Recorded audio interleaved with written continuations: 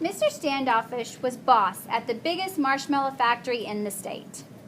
Every day he marched the factory floor to make sure the workers churned out enough marshmallows. Move it, stay sharp, don't go all soft on me now, his voice could be heard, echoing against the factory walls.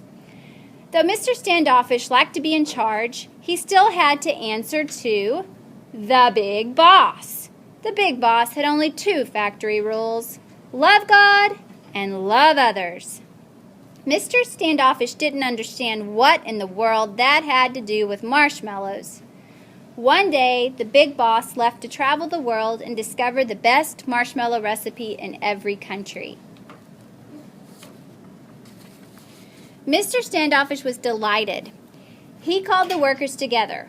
"While the big boss is gone, I am in charge," he firmly declared, "and I say there is only one rule: create great marshmallows."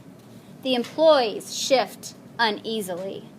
A grandmotherly woman with her wonderful black hat spoke up. "But what about the two rules?" "Silence," Mr. Standoffish interrupted. "I don't want to hear a peep from any of you. Just do your job." So the employee returned to all their positions in the marshmallow line. No one spoke or asked anyone else for help. Everyone kept their heads down. Mr. Standoffish grinned gleefully as he surveyed the workers through his office window.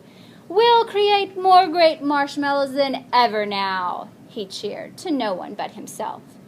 But something strange began to happen. When Mr. Standoffish reviewed the company records at the end of the month, his jaw dropped. "Clams and corn syrup," he exclaimed. "This is impossible." The factory had produced fewer marshmallows than ever before.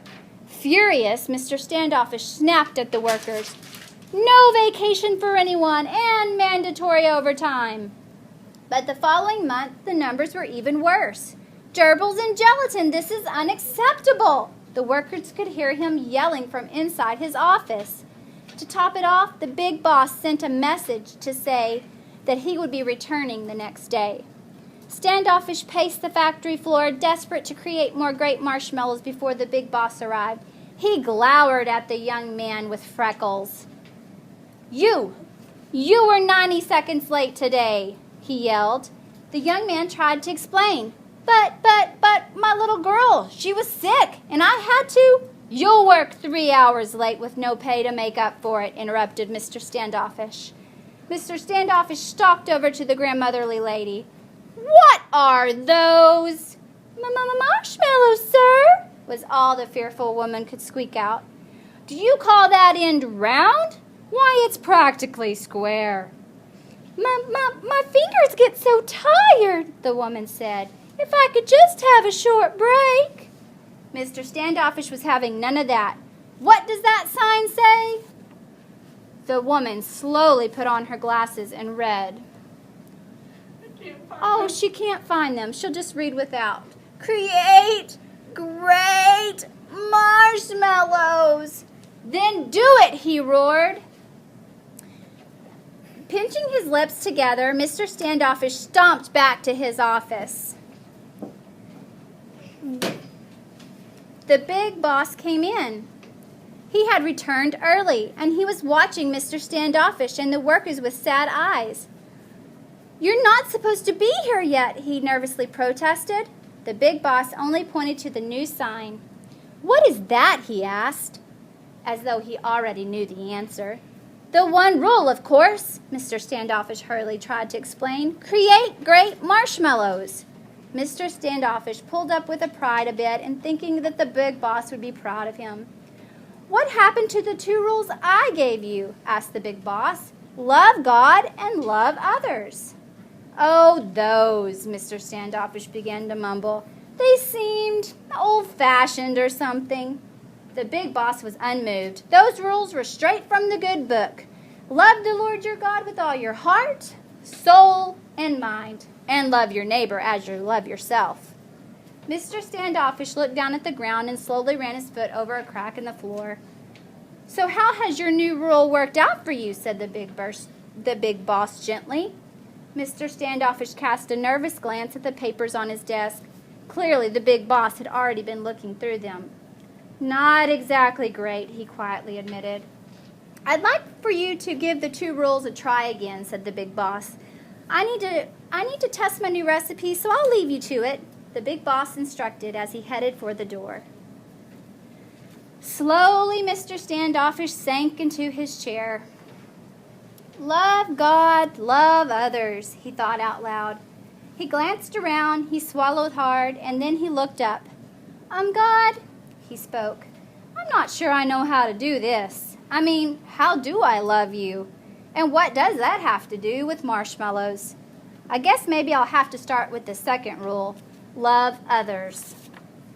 Mr. Standoffish listened hard. He didn't quite hear a voice, but he had a certain feeling. He knew that what he needed to do next. I'm sorry I snapped at you for being late, he apologized to the worker. Please go home and take care of your little girl. We'll pay for your sick leave. Oh, thank you. I'll work twice as hard when I get back, the excited employee shouted on his way out the door. Moving on, Mr. Standoffish approached the grandmotherly woman. He spoke kindly. You create the very tastiest marshmallows we sell. Please take a rest. You've earned it. The woman looked up surprised. Thank you, sir, she responded. And with that, Mr. Standoffish whistled for everyone's attention. Tomorrow, I want you each to tell me how I can make your jobs better so we can reach our goals together. But right now, we're having a party to celebrate all your hard work. No more marshmallows were churned out that afternoon, but Mr. Standoffish felt his heart lighten as he watched the joy on the workers' faces. And just as he promised, Mr. Standoffish began listening and trying out the workers' ideas. At the end of the month, he reviewed the factory records. Leaping lollipops was all he could muster when he saw that the factory had produced more and tastier marshmallows than ever before. Clearly, the changes in Mr. Standoffish himself were changing the atmosphere in the factory for everyone. Well, that does it, Mr. Standoffish grinned as he removed his old sign from the factory wall and put up the new one. Love God, love others. And the big boss smiled when he saw it.